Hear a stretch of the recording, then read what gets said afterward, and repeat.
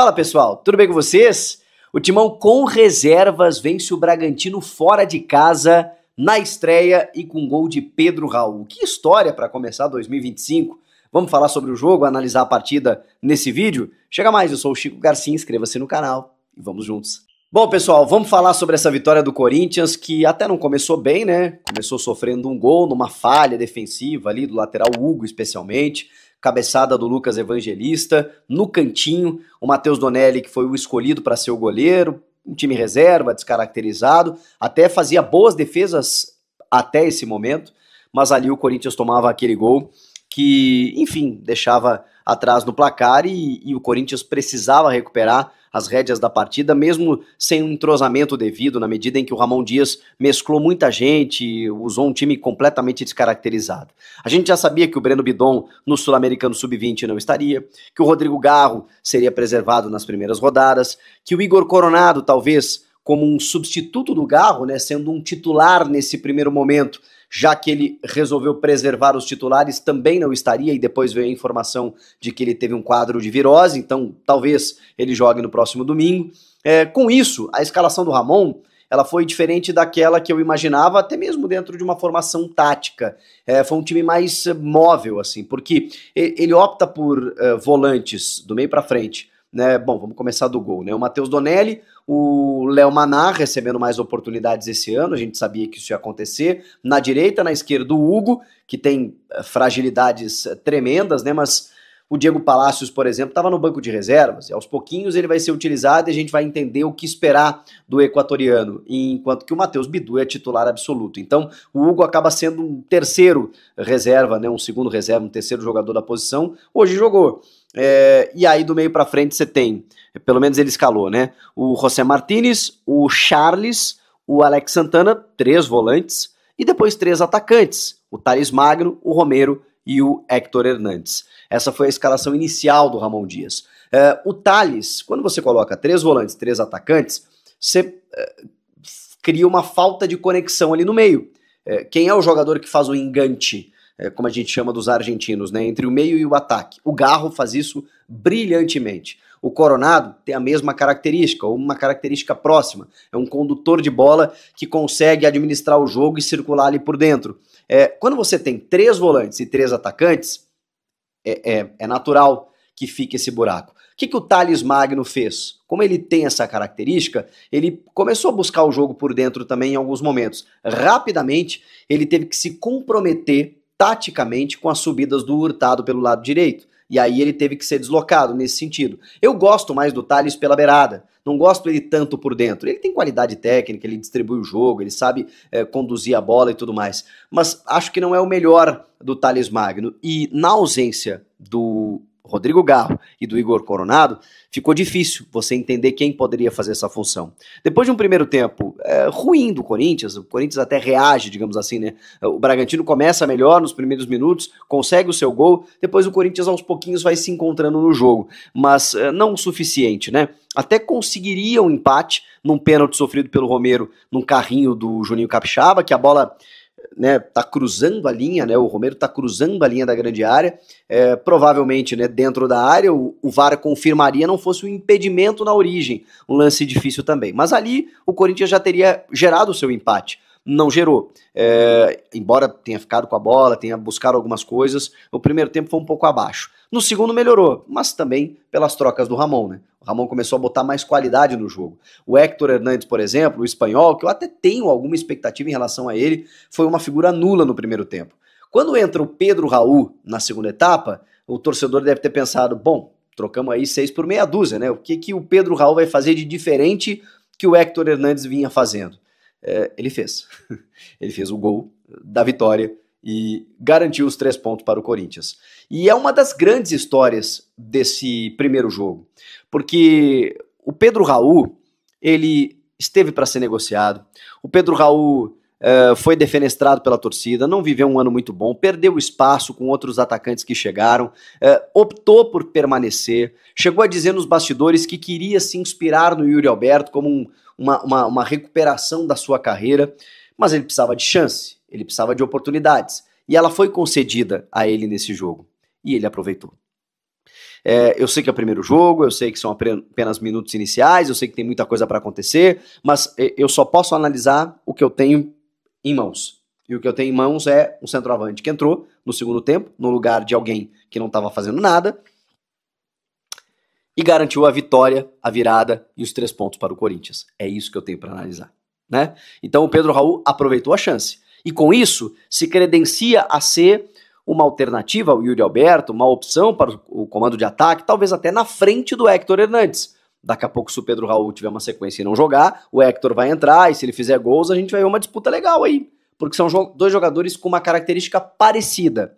Eles não são iguais, mas eles são 9s, né? Eles são camisas 9, eles são centroavantes e ao mesmo tempo têm características similares, dá para dizer assim. Eu acho que o Héctor Hernandes ele é um pouquinho mais móvel, né, do que o Pedro Raul. O Pedro Raul é mais pivôzão. E aí a bola aérea dos dois é boa, né? Mas o do Pedro Raul foi o que destacou ele naquele Goiás, vice-artilheiro do Campeonato Brasileiro em 2022. Ok, estamos em 2025, mas fez com que ele fosse para o México, né? Que investe bem e que valoriza seus atletas a ponto do Corinthians tirá-lo de lá.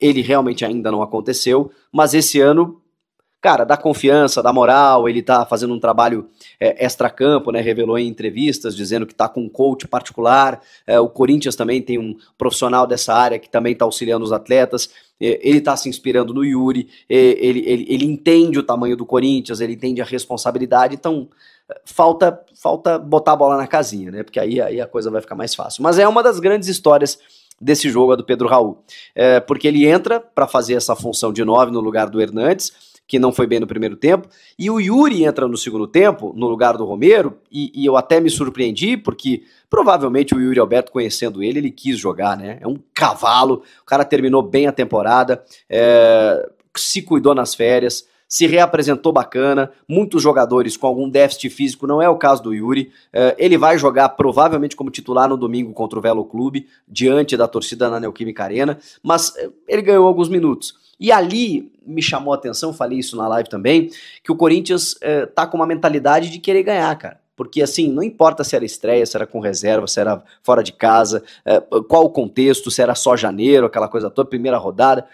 O Corinthians quis ganhar o jogo. O Corinthians não se submeteu ao que aconteceu nos minutos iniciais do Bragantino fazer um gol e pensou, caramba, eu tenho 9 vitórias seguidas, caramba, eu preciso ganhar esse jogo. E foi lá. E aí o Ramon Dias tem culpa nisso, entre aspas, né, porque ele começa a reforçar o time. Ele bota o Mateuzinho na vaga do Léo Maná, e é impressionante a evolução do Mateuzinho, né, ele tem outro status hoje, ele chega no time, você pensa, caramba, aqui tem um titular, o Fagner foi embora, então o Léo Maná é o reserva e o Mateuzinho é o titular. Depois ele coloca o Carrilho. Que jogador é André Carrilho, o peruano.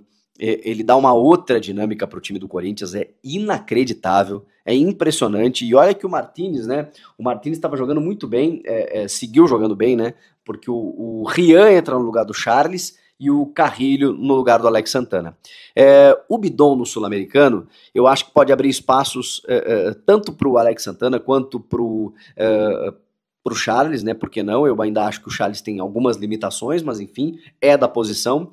Mas o Maicon, né? Que em algum momento vai voltar, e eu acho que em características se assemelha ao Bidon, mas eu acho que nesse primeiro momento o Rian pode começar a ganhar alguns minutos, até porque se a gente for falar que o Pedro Raul foi lá, cumpriu a missão, ganhou a chance e tal e aproveitou, o Rian também, né? Porque o passe pro gol do Pedro Raul é uma assistência primorosa do Rian.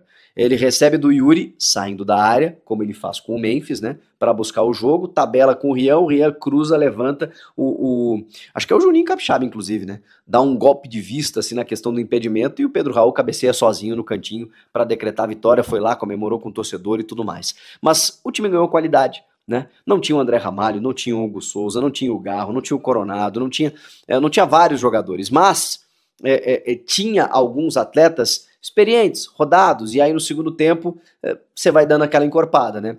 O Yuri estava com o pé um pouco descalibrado, né? Teve algumas outras oportunidades que ele desperdiçou, mas ele foi importante porque participou da jogada do segundo gol e tá leve, né? Tá leve. Depois de como ele terminou o ano, caramba, ele começa o ano assim do tipo, cara, primeiro jogo, relaxa, o cara tem 30 gols na temporada, né? O Yuri Alberto tá em grande fase, e aí quando ele entra, o Pedro Raul mantido e ele aberto um pouco pelo lado esquerdo especialmente. Falando um pouco mais sobre essas questões táticas, né, o José Martínez merece um capítulo, né, porque o venezuelano, ele corre que é uma barbaridade, né, como diria um amigo meu, parece até que ele tem 2 pulmões, porque cara, ele é desesperado, assim, atrás de um prato de comida, e ele oscila, né, às vezes ele dá uma desligada no jogo, em alguns jogos que eu assisti dele, em outros ele joga uma barbaridade, ele é esse cara que em algum momento do jogo foi deslocado para a ponta direita, para ser um pouco mais agressivo, para fazer uma dobradinha com o Mateuzinho e tudo mais, segundo o Ramon e o Emiliano, uma questão circunstancial. E eu espero, né? Até porque o Corinthians tem outros jogadores dessa função, e se não, deveria ir ao mercado, porque o Martínez é um jogador da primeira função, da volância, junto do Ranieri, e o Ranieri terminou muito bem o ano.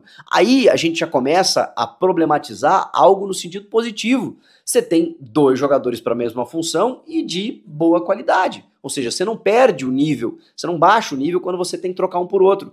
Que bom, é preciso o elenco. Essas primeiras rodadas com preservações, elas provavelmente estão pensando no clássico, ou nos clássicos que vem por aí. Depois dos clássicos começa a fase de mata, e vem decisões e, cara, e aí não para mais. E aí tem pré-libertadores, fases eliminatórias, jogo para Venezuela, loucura. Então, você precisa de elenco.